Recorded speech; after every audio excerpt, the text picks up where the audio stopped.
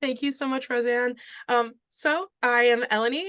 Tierra's, I always get confused with Zoom arrangements, but Tierra's around here somewhere. So today we're going to be talking about facilitating friendships and all those different ways that we can support our, students making friendships with one another. But before we dig in too much, I kind of just want to always make sure that everyone knows that this is a judgment-free zone. Whatever thoughts and feelings you have, please feel safe to share them. If you don't, shoot us one of those direct messages and we'll address that as we go. Oh, and I always get the auto slide advanced. We're having a morning. Okay, so if you need to get up, use the bathroom, stretch your legs, fidget, camera off, camera on, whatever floats your boat, we're down for it. Throughout, oh, it keeps doing it. Throughout our presentation, we're going to have a couple opportunities for discussion, especially for sharing those different opportunities that we have. We really want this to be, oh boy, this is going to be fun. We really want to make sure that this is an interactive session, that you are all learning something from, but also that we're sharing resources, because at the end of the day, we want to make sure that everyone has access to these opportunities, and they're not, gate kept in any way. So with that, I'm going to turn it over to Tierra to get us started. Thanks so much, Eleni. Again, like Eleni said, my name is Tierra Brown, and I get to talk about theories. So yay. I love this subject of creating friendships because I would not have survived my life if it weren't for my deep friendships. So let's get into it. At the ARC, we love operational definitions. We love to start on the same page. So we like to define so that there's like no kind of mystery of what we're talking about. So, when we think about friendship, what it means and why it's important for children, a friend is defined as a person who has a strong liking for and trust in another. And we know that friendship is more than just having someone to play with, it's about connection, support, and companionship.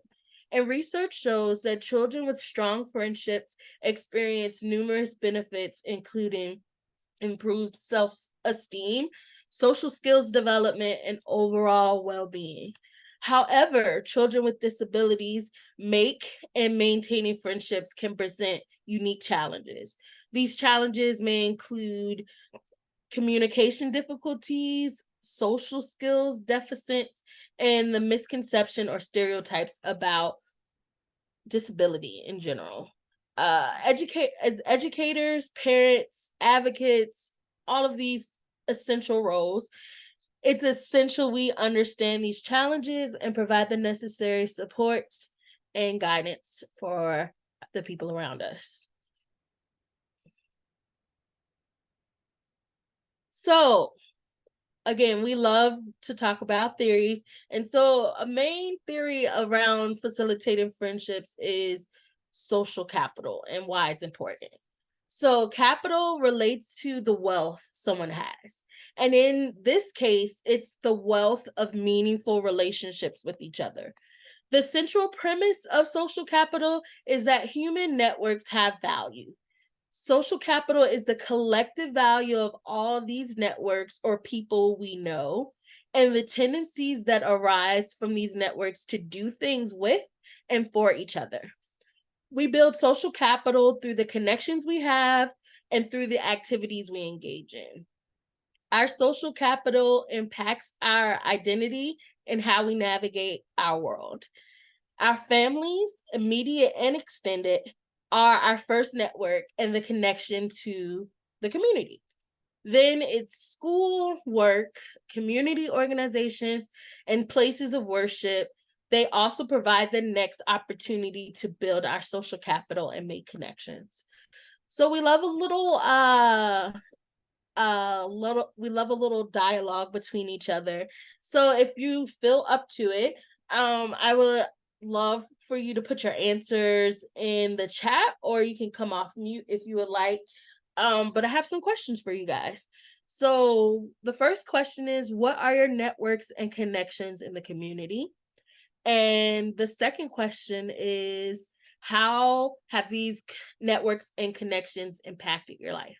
And so I'm going to give you a chance to think that through or throw it in the chat. And I'm going to just share a few of mine. So for me, I moved to not Virginia. I'm from Virginia, but I moved to Pennsylvania about 6 years ago. So I have no family up here. Um, so my place of worship was a huge part in my personal social capital. I made some of my best friends through that organization, and they play a huge part in just my well-being and where I feel like I belong. But another example is I'm a huge gamer. I love video games, I love board games, and so I attend game nights. I attend a gaming cafe where they just play board games and chill and have tacos. Uh, I also joined some gaming discords, if you know what those are. They're just like online platforms to talk to people. And while the gaming communities are mostly virtual, they do really add a lot to my social capital and belonging. And I'm a huge advocate because I know it could, there's a there's an opinion of like, oh, my kid's always on this game and always doing this. But gaming communities really do bring um a sense of self-determination. It brings a sense of completion, and you can really make lifelong friends and game with these people for years. It's just a virtual setting, but it does add to the social capital of your kids. And so, like any other thing that you embark on in any hobby, you just have to weed out the weirdos. And but once you find your niche, it's your niche, and you Funny. can be friends for a very long time. So I'm an avid let your kids play video games. It's okay to like weed out people who don't seem like the most savory, but video games are huge for our younger generations. So in the thing, I would love to hear some of your networks or connections. And if you feel like coming off mute and saying them, I'm so about it. So I'll give you a few minutes. Well, not a bit. That seems long, but I'll give you a second. We have a comment in the chat that their son's world changed once he started playing games online in an outschool course, which is really cool. I love that. I've been wanting to explore outschool for a little bit of time now, so I'm glad that we have someone among us who's vetting it. So we're going to have opportunities to do that throughout today to kind of share these different opportunities, and maybe we've heard of them and we're like, I don't know anyone who actually does that. I don't know if it's as good as they say it is, but so I'm very happy to hear that. That is so cool. And I'm sorry, I'm really an avid for games. But a lot of kids play games, and so it also adds another connection to talking with their peers, because a ton of people play Minecraft, a ton of people play Roblox. And so it's just another way to add a connection so that they can build those communities. Oh, see, the families and friends I met through Challenger. I love this. That's an excellent community and way to gain social capital. I love these. And Um, I found myself, gravitating towards different communities that I didn't think were aligned with my interests, but the inclusivity of that setting was enough for me to be like, oh, you know what? I think I actually like this more than I thought I would. An example is I recently started playing D&D with my son. We go to a local to the Lehigh Valley comic book shop once a week, and we get to play that together. And it's a very diverse group of people. There's adults, there's kids. It's a really good time, and I didn't know I would be this interested in D&D, but here we are. I'm loving it. We're having a great time.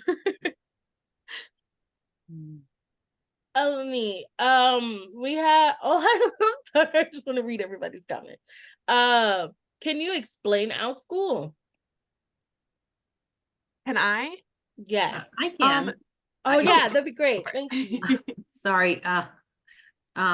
Yes. So there's OutSchool is sort of run by just regular people. Some of them are teachers. Some of them have skills specific in one or another situation that you could get anything from singing to art classes, or for instance, my son, he had an interest in Fortnite, which I'm not a gaming person. I didn't care for any of that, but he had an interest, and there is a chance to online chat with people through a headset. So it's not even like they're texting or anything. He's talking to people. And so I signed him up for OutSchool, and it was one person who sort of runs this social skills setting where they play Fortnite together, the same age group. And now these children also play that game, outside of that. And it gives him sort of like a safety net. It allows him to feel comfortable in his own setting. And he's really good at it, which also gives him a lot of confidence. So it helps him feel more comfortable, engaging with other people. And I could see, how he is adapting to different situations. And I think they are too. That's another thing, is that there's a huge range on OutSchool of social skills, for kids who play Minecraft in this age group, or just learning how to play this game or that game with beginners, or out art classes, and things depending on, they have a D&D, the one that my son goes to, they have D&D. So there's a lot of it. I bet you could find anything that you're interested on there, is what I would imagine, actually. That's awesome. Because yeah. I know I normally go through Discord, and you really have to sift through that. So even something even safer is really awesome. Yeah, the classes are only about 8 to 10 people. So it's that's very even small. better. Yeah. That's great. And even I was just reading Catherine's what is this? The chat. And maybe even Girl Scouts might be an option for you, Catherine, where they like to do hiking and they love these things, but it's just an opportunity. And if she likes it, she likes it. If she doesn't, it's just learning to build what works and what doesn't work. So I love that. Okay, I'm gonna do a little bit of finish, but please read the comments. They're really great resources. But building social capital means we are acclimating a person to a community and getting that community used to the person's presence and participation in it. Participation and contribution are key. Teaching students with disabilities how to build social capital is extremely important. And I'm about to share some really sad statistics. So people with disabilities are more likely to experience poverty, live in poor quality or insecure housing, and have low levels of education. They're often socially isolated and with fewer opportunities to take part in community life, which is I will say that is definitely a systematic issue. A huge systematic issue. So I'm gonna just throw that in my soapbox. But we know that inclusion is essential for friendships, for social capital, and for self-determination. So I'm going to talk about self-determination next, and then we're going to talk about inclusion, and then Eleni's going to take over some strategies for how to have those things in your community. So let's talk about self-determination, because that's a huge part of it. And again, I'm going to define it because I love to be on the same page with you guys. So what is self-determination?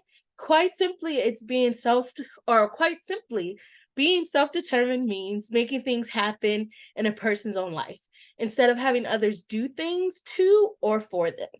A person who is self-determined knows what they want and how to get it. They choose and set goals and then work to reach them. They advocate on their own behalf and are involved in solving problems and making decisions about their own lives, which, yay, we love it. They don't have to do everything for themselves, but instead they make and cause things to happen in their lives that improve the quality of their life. 2014 study showed that social capital is more than the result of self-determination. Social capital is necessary for building self-determination. Self-determination cannot be taught solely through theory and practice of concepts. It's the collective nature of interdependence which is crucial to realizing self-determination goals. When we have social capital, we increase natural supports and less reliance on paid supports. This combination of benefits increases self-determination and opens up the individual to more opportunities, which ultimately leads to greater choice, which we love choice. Each person has their own cycle. So with social capital equals natural supports, which equals self-determination, which equals more social capital. And when we think about social capital, let's think about it like this. When a person has more connections in their community, they have increased options to activities in which they would like to engage in. So again, just creates more opportunities. So if you've ever had a presentation with us, I'm sure you've seen this video. It's such a good video. In this video, this is Dr. Shelley Moore. She is a Canadian professor, but she is a worldwide voice on inclusion. She really made this really awesome video about the history of inclusion, where we were, where we are, and where we could go. And she is Canadian, so a lot of her reference in this video is related to British Columbia, but North America and their inclusion practices, they are very similar. So a lot of the trajectory that American or the United States had when it came to inclusion, Canada did some of the same things. So it's a really good look at where we are and where we're going. So Eleni, whenever you're ready. All right. So it's going to be a little different than it usually is because we're going to hop on to YouTube. It's okay. Okay. And we are closed captioned. All right, let's do this. Welcome to 5 More Minutes, useful videos in 5 minutes or less that support the teaching and learning of all students. I'm your host, Shelley Moore. Today's topic is the evolution of inclusion.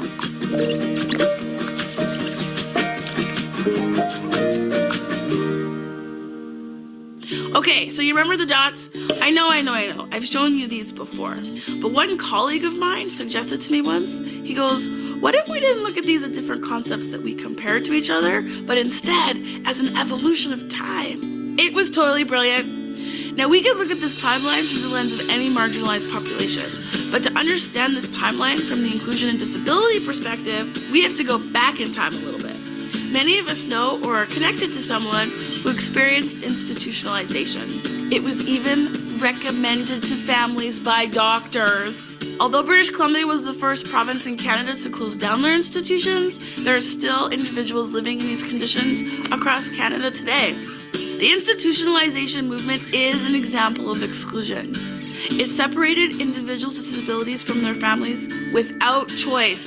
But the disability rights movement over the past 50 years, with the hard work of some incredible self-advocates and families, and maybe a little help from Geraldo Rivera, pushed communities to shift so that individuals of all abilities were welcomed and living in the same settings as their family and friends. This shift from institutions to communities, this was the start of the inclusive evolution.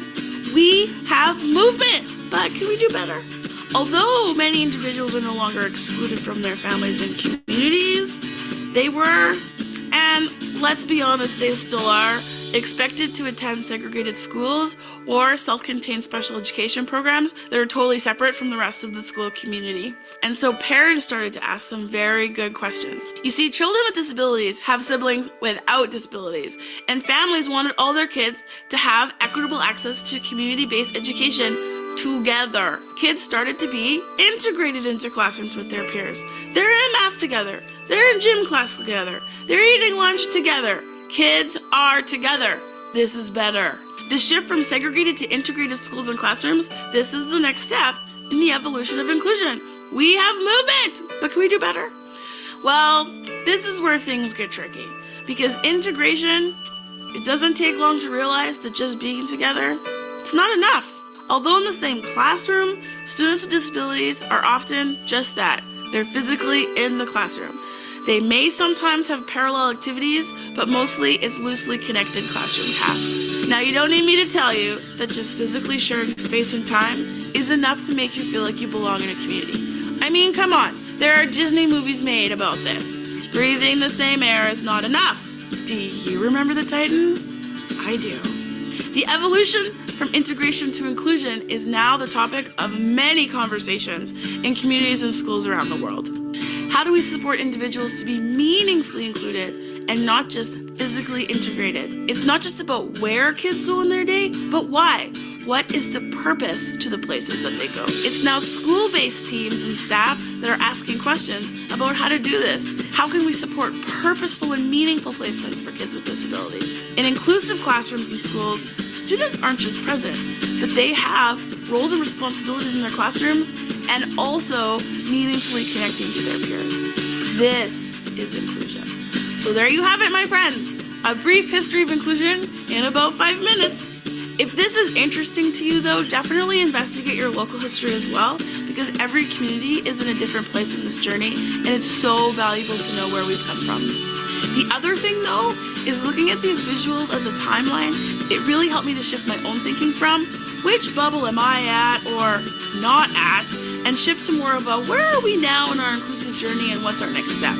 All of a sudden, the goal of inclusion becomes action-oriented and just feels so much more possible. We may not all be at the same place in the journey, but we can all move forward.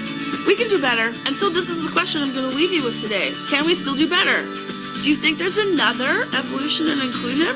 What might that be? How can we inch even more forward to make inclusion even better? Thanks, Geraldo. All right, so we can always do better, right? That's why we're here. And if you want to talk more history, Tierra and I love to talk about PA disability history. Yeah, I was about to say it's great. I was like, it's not great at all, but it's interesting. Just a few points that I would love, and then I'm going to pass it over to you, Eleni. So when we think about inclusion, it's an active process of treasuring diversity, building community, and learning to live together. Inclusive does not mean if you want to participate to conform to the cultural or social norms of the majority, but it means diversity is vital, that every person will have their needs met so that all have access to the same opportunities to learn, play, and live. It's not a placement, it's an overall philosophy, and it's putting that into action. So one quote I just want to end with, for my part, it says, inclusion should not be a privilege of the select few, but a right for all. And so I'm going to let Eleni take over with some strategies for our communities. Right. We always love to talk inclusion. I mean, that is the name of our game at Include Me. But especially when we're talking about friendships and social capital and all of these things, it is so much more important to really dig into this topic of inclusion and understand why this is the way forward with creating these opportunities. So with that said, let's talk about creating inclusive environments. So this act of creating inclusive environments is essential for fostering friendships among children with or without disabilities. So those inclusive environments promote acceptance, understanding, and collaboration among all students, regardless of their abilities or differences. So let's explore just a couple of these ways that we can create an inclusive environment in various settings. So first, I want to talk about a mutual learning approach. So I think this is very, very important. And this mutual learning approach involves that all partners, whether they are youth like students or adults, staff, whoever is involved in this situation, needs to be asking questions and being comfortable without all of the answers. So it entails working together to find those answers to common concerns and challenges, remaining curious and not making assumptions. So This includes especially educating others about disability in an environment that encourages both the student and the teacher and everyone in between to be more comfortable in both roles of the learner and the expert, so that we're learning from each other, and it is that mutual learning approach, which is super, super important. I can't talk about it enough. So along with that, another important aspect, that we kind of touched on is educating peers and staff sometimes, but especially peers, about those individual differences, and how we can weave disability and inclusion into those spaces, and making sure that peers really understand the value, the why, and the how, right? So when those peers understand and accept those individual differences, they're more likely to engage in those positive interactions and friendships with children with disabilities. So unfortunately, we all know that bullying and teasing are common concerns for children with and without disabilities. And as parents, it's crucial to address these issues proactively and to advocate for our children's safety and well-being. So by promoting empathy and respect and kindness among peers, we can help create a supportive and inclusive school environment for all children. Now, if there are any educators on here and you want a little bit more resources about a framework to make this happen in your classroom or school environment, please, please, please reach out. This is one of my favorite topics that I have a lot of resources to share on. Yeah. If I can interject, Eleni. So I also PA just signed into, I guess, law and put into the curriculum a disability curriculum, which we love representation. Also, I think a lot of people don't understand because, again, we've been segregated for a long time. And so PA's working on in different pilot schools. I forgot which schools. It's mostly out in the West. A curriculum on disabilities for representation. So those are things that are going on, but a lot more can be done. I believe there's at least one school in like the Northeast PA region that has been identified, and I want to say there's one in the Lehigh Valley. So there's some pretty cool opportunities, and this is going to be something that is going to be in every school without much time. Like that is the road that we're on.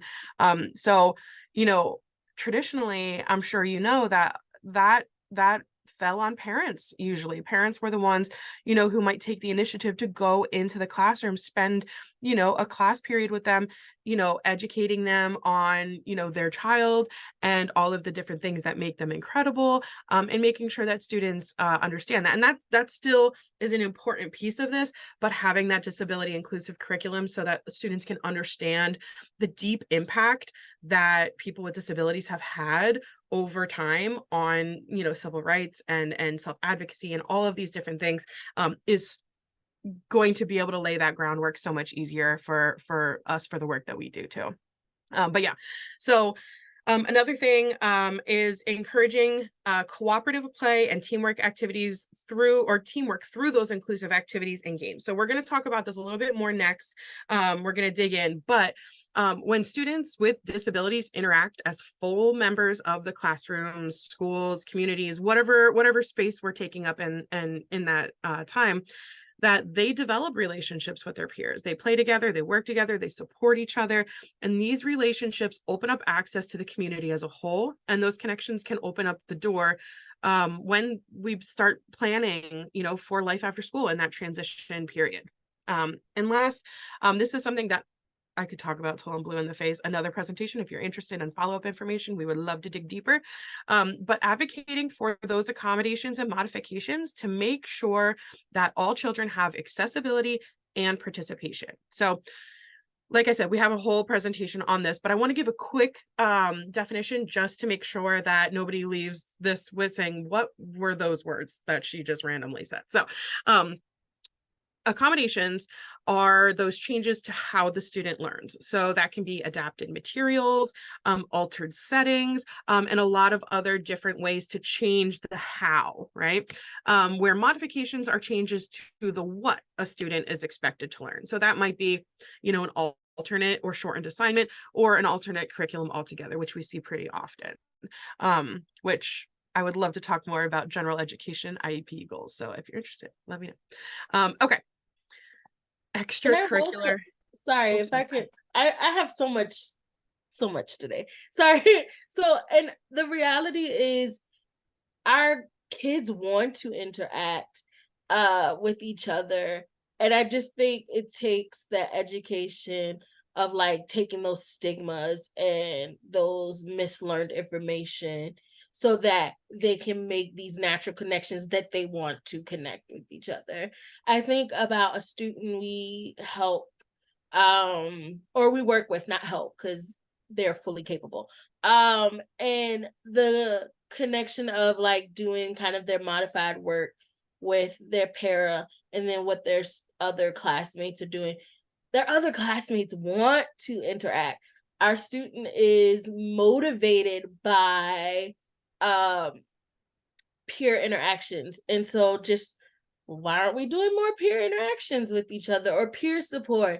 Or if you don't know the definition of an answer, why can't they ask their students or ask their classmates? And so there's a real need and want to connect with each other and understand each other, but there is just all the stigma. And so that learning piece is a way to really help with that. Right. And we're going to dig all into all of those different aspects of that shortly. And, talking about, how we can address those with different, frameworks and strategies and all those tips and tricks and tools and all that good stuff. But yeah, so extracurricular activities. We all know that this is kind of the window into opportunity for a lot of students. So extracurricular activities, just to give a brief definition, are those activities beyond the scope of the regular school curriculum, which we'll talk a little bit about the legalese behind it, but it's not very well defined as to what those things include. But some examples of school-sponsored extracurriculars could be, those assemblies or school-wide performances, or even grade-wide performances, school dances, school sports teams, choir, band, clubs for all types of interests, whether it's cooking, math, photography, whatever it is that they're interested in, and even different committees and teams like school newspaper or yearbook or those things. So those are some of those school-based ones, where on the other side, we have some community-based extracurricular activities. Yeah, PTA-sponsored events, absolutely. So lots and lots and lots of examples of schools. And I think a lot of schools, especially around here, are doing so much more than they ever have to create a wide variety of opportunities for students. So absolutely, thank you. So some of those community-based ones might be like a community sports program. So a lot of times when we're looking at younger kids, they're more recreational, like town or borough-based or whatever that looks like. Scouting was one that was mentioned earlier. My son's also a scout, and I think it's important to mention, that some extracurricular spaces are more inclusive than others. And you might end up in a setting where you are the one with the most expertise as the parent, as the advocate, or as even a self-advocate, as the student themselves. And I want so badly for those spaces to be built and ready for students to just go in and get all the benefit out of there. But the reality is sometimes they're not. And sometimes that falls on us to be able to build those cultural shifts within those organizations. And as you know, in scouting, there are, I would say, hundreds of troops within our council area. And some are going to be better than others, but I think that taking the time to build them all with equal attention and intention is absolutely essential. So off my soapbox for a little bit. But some other community-based could be church-based activities. It could be self-advocate groups. So if you have, a student that is getting older and in transition age, I highly recommend getting them connected with those self-advocate groups. We have a few coworkers that from the ARC of Pennsylvania who are part of SAU1, which, Tierra, if you have a chance, could you drop that into the chat? But it stands for Self-Advocates United as One, and it is a very strong self-advocate organization that I think is a great opportunity, especially for, you know, teens and students who are, you know, getting closer to adulthood. Library groups, book clubs, volunteering, all those different opportunities. So whether it's school, community, there is a lot to choose from. So with that said, I think it's very important that we do talk a little bit about the legal side of things. So extracurriculars or extracurricular activities are included in the Individuals with Disabilities Education Act, or IDEA, since 2004. So it's 20 years now. Wow. I just did the math now. 20 years it has been since, you know, and in that 20 years we've made some progress, but we have a lot more to make. So from the IDEA you know, legislation, I just want to read what that snippet actually says. So each public agency or school must take steps, including the provision of supplementary aids and services determined appropriate and necessary by the child's IEP team to provide non-academic and extracurricular services and activities. So, and that needs to be done in a manner necessary to afford children with disabilities an equal opportunity for participation in those services and activities. So that means if your student has an IEP or 504, they have the right to their accommodations and modifications and related services to support their participation in school-sponsored extracurricular activities. Now, I snuck 504 in there because it's still protected under the ADA legislation. So regardless of what paperwork you come with, your kid has a right to be a part of those extracurriculars. And we, you know, schools are required to do what they need to do to support that happening. So we would kind of, absolutely, Katie, absolutely. So normally we would kind of break into a discussion, you know, about those extracurricular activities that your student has already participated in. It kind of seems like we talked about that a little bit already. So I do want to save some time for questions. So I'm going to skip this one. And I just want to tell you about some of the benefits of those inclusive extracurriculars. So students become more self-aware, more socially aware about what's going on in their community. They build those friendships and relationships in a variety of settings.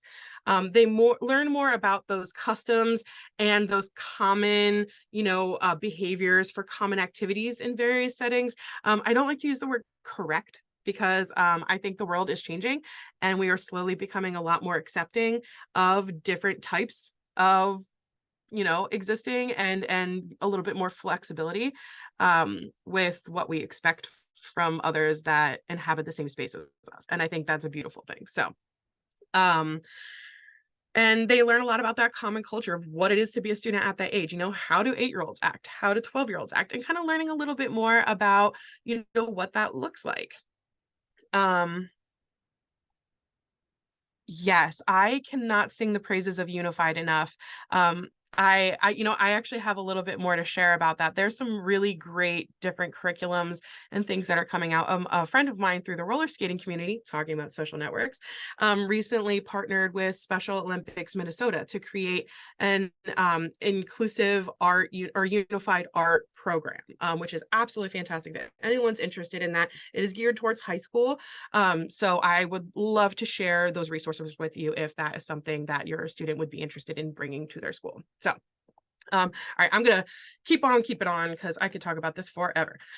Okay, so a crucial aspect of supporting interactions is focusing on building those social skills. So social skills play a pivotal role in friendship development as they help children navigate social interactions, communicate effectively, and build those positive relationships. So appropriate social skills are governed by something called the hidden curriculum. So the hidden curriculum is that set of rules or guidelines that are not usually taught or they're just assumed to be known.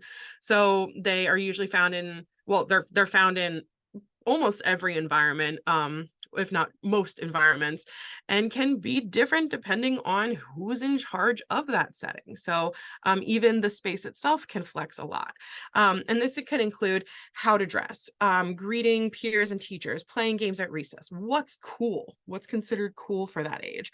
But it can also include those like subtle forms of communication like body language and posture, eye contact, nonverbal recognitions like nodding and laughing along to a joke, reading other people's expressions of their feelings, and also tone and volume of voice. So these are all part of the hidden curriculum, and not everyone picks up on these, even adults. We all know this.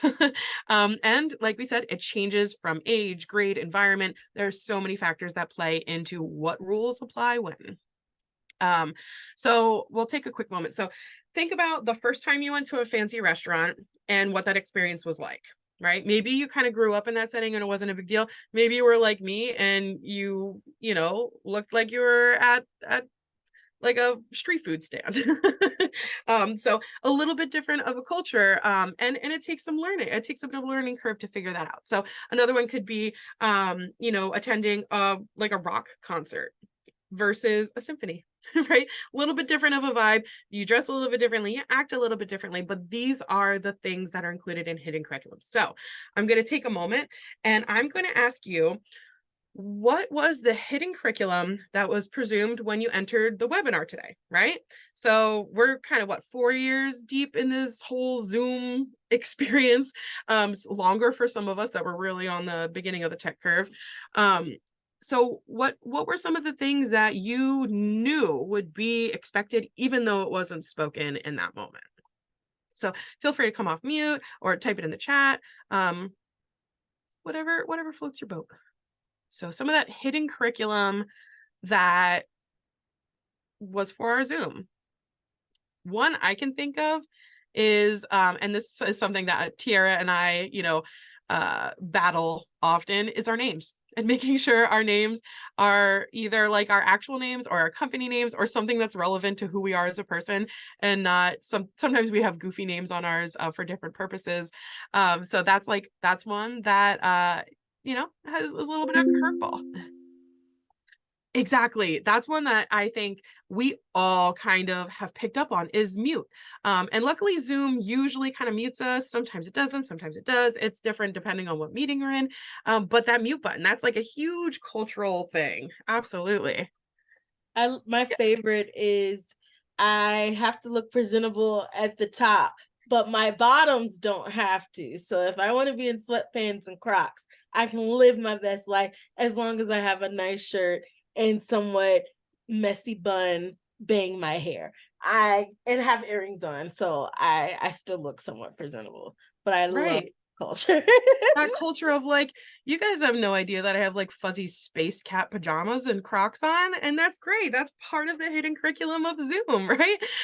So these are like some of those things that not just are rules that like are things we have to remember, but also like sometimes that hidden curriculum includes the things that can let us relax a little bit. So we're like, okay, you know, in this setting, it is kind of okay to do this when normally it like wouldn't be, you know. So these are can be really empowering in not just helping people understand what those expectations are, but also like when the expectations are like less formal.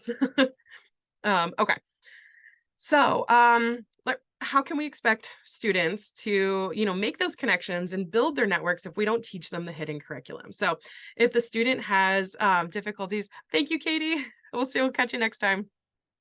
You know, how can we expect them to be able to learn and do these things and make these connections? So, like we said, hidden curriculum is not formally taught usually or directly taught. And most students learn it very indirectly as part of that ongoing process. So some of those ways that we can do that is we can teach the students to observe and learn through watching their friends and trusted adults. And this can help everyone learn how to act in unfamiliar situations. So that's very helpful. But also allowing and encouraging students to ask questions, right? And teach them how to advocate for themselves.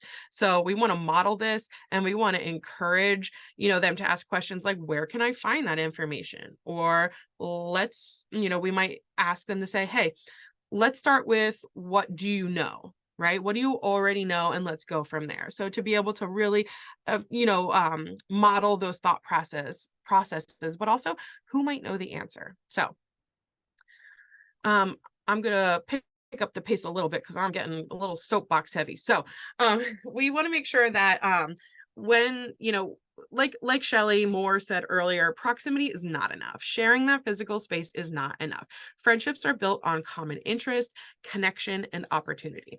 So students, teaching students that hidden curriculum, helps with the peer or those, support interactions, obviously, but we can't force friendships, right?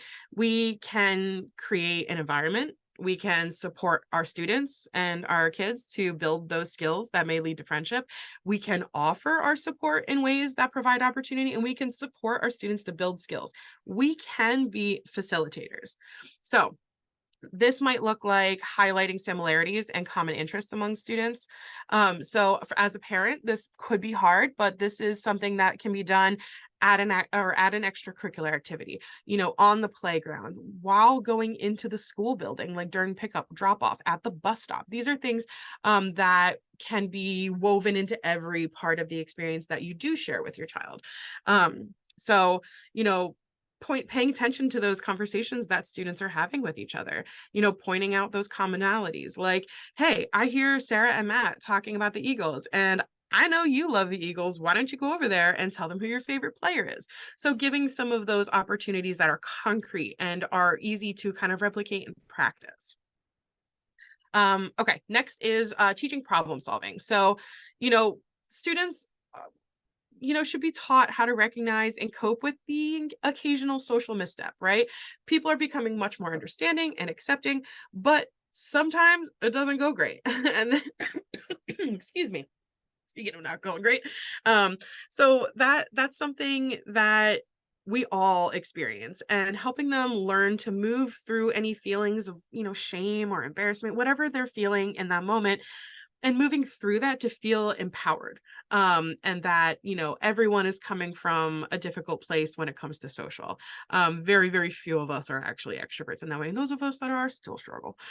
So this a great way to kind of encourage this is sharing your own stories. Kids always think that adults have it all figured out. Well, some of them are onto us, but a lot of kids think adults have it all figured out, and it's really, really important to share those struggles that you have with navigating making friends, or making mistakes, or being a little awkward, and that's okay. Because sharing those struggles really empowers our kids to understand that nobody's perfect at this.